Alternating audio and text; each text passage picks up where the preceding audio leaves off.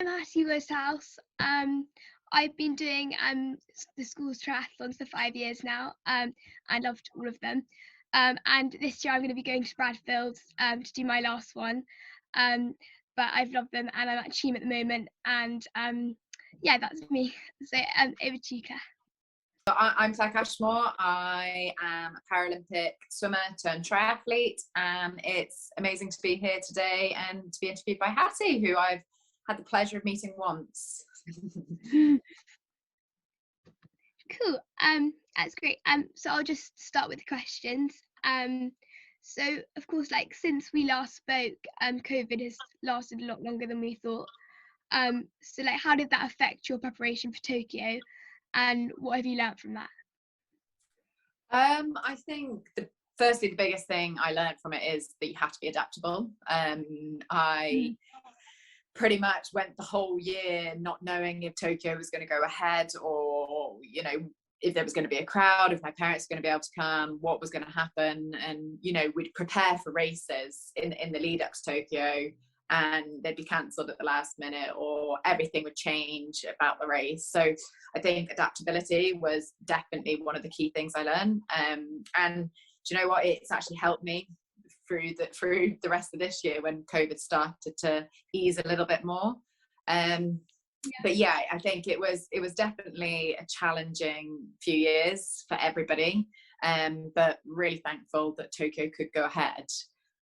Even though obviously parents and family and friends couldn't be there, but still I felt very lucky that whilst most people were still in the midst of COVID, we were actually able to go and represent Great Britain and compete at the Paralympic Games. Yeah, of course. No, definitely. So second question, how was Japan different from other places you've competed, and if so, why? To be honest, we didn't really see anything with Japan. We were very much in the hotel room, chaperoned to the race. We weren't even allowed to get to the race on our own. So we'd be chaperoned to the race site and then chaperoned back. So we didn't actually see anything of Japan. I have been lucky to have been there the previous 2 years before COVID hit. So I did get to see a little bit of it, and it's a really cool country. Highly recommend anybody to go, and they absolutely love triathlon, so that they really get behind you. Our race was at 6 a.m. 2 years previously, and there was so many people out in the streets cheering and supporting, and no matter where you were from, they were wanting to support you, which is really incredible. I think that it's a lovely culture, and they really get behind triathlon, which is amazing. Yeah, no, totally. So where were the spectators at Tokyo Olympics? Were there any spectators at Tokyo Olympics? So there wasn't any international spectators at the Paralympics. They weren't allowed to come, obviously.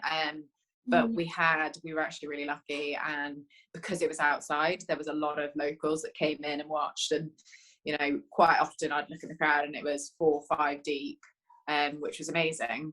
We had actually a really good atmosphere, I think, in comparison to a lot of other sports where they were in stadiums or they were inside and they had zero other than teammates and whoever was part of their team. I felt quite lucky to have the best atmosphere we could in the situation that we were in. Yeah, no, that makes sense.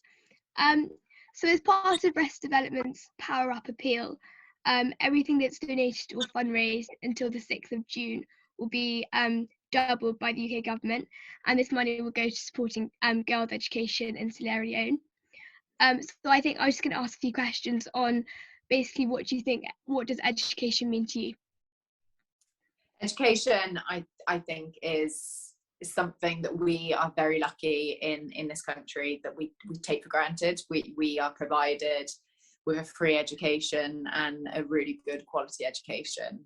And I think we sometimes underestimate that is not the case for everybody. That there's countries all around the world where they don't get that.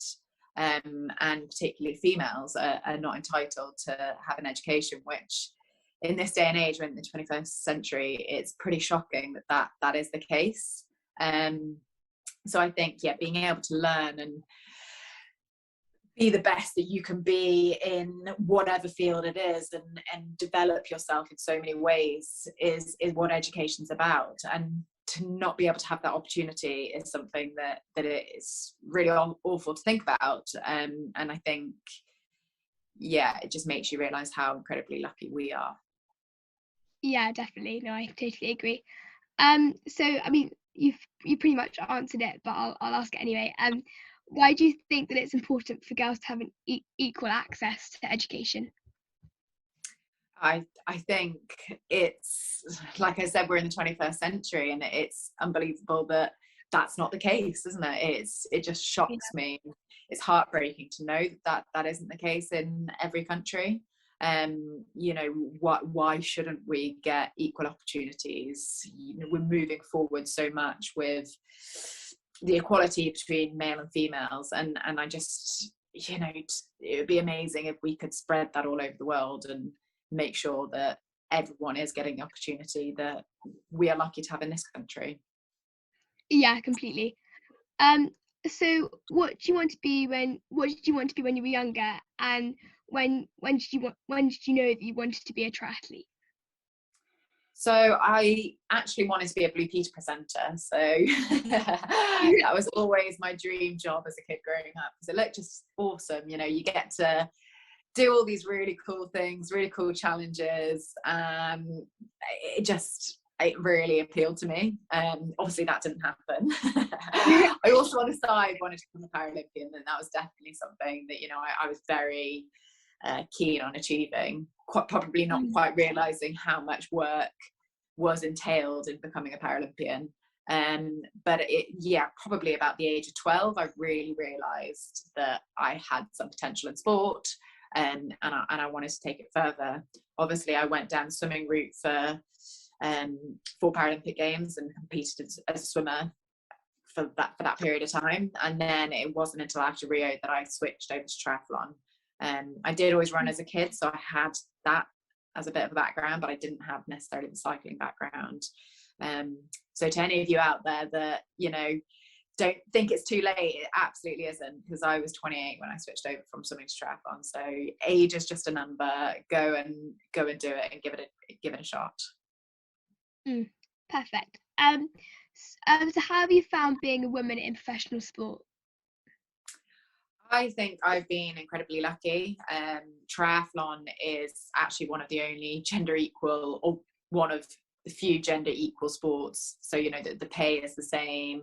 Everything is kind of on an equal playing field, which is an amazing thing to be part of a sport that is like that. And I feel incredibly lucky. You know, I don't feel like I've ever had any discrimination because I'm a female. I think probably the only bit of discrimination I've had at some point through my career would be more because of my disability than actually being a female.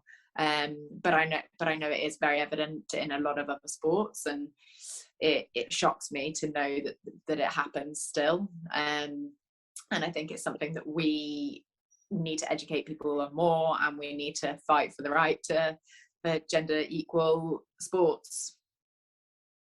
Definitely, no, I completely agree with that. So at the Tokyo Olympics, there was the first ever triathlon mixed relay with a team made up of boys and girls. So what did you think that meant for the sport? I think it's incredible. I think it was so exciting. It really had you on your edge of your seats, because it was just, it was an incredible race. And I kind of think, why is that not happening more and more in other sports? And it'd be amazing if we could see that coming into para-triathlon as well. And I know that's in the pipeline, and it's something that they're wanting to happen in the future. And I think it just adds a completely different dynamic, because depending on where the boys and the girls go, and it's super exciting. Yeah, no, totally. We've actually come to the last question. But what advice would you give for anyone taking part in the Schools Triathlons? I would say go out there and have fun. That is the key, most important thing. But also, you know, don't be afraid to step outside your comfort zone. Don't be afraid to try something new. Go out there and do something that scares you, because the reward could be far greater. And if it doesn't happen, if it doesn't go your way, then actually learn from it and move on, and go back and try it again. I think we quite often just sit inside our little comfort blanket and are too afraid to do something that's, you know, outside of that. So I think that would be my biggest challenge to you all, is to do something that scares you and see what happens. Yeah, no, completely. So thank you so much, Claire. That was really great, really amazing answers. So yeah, thank you.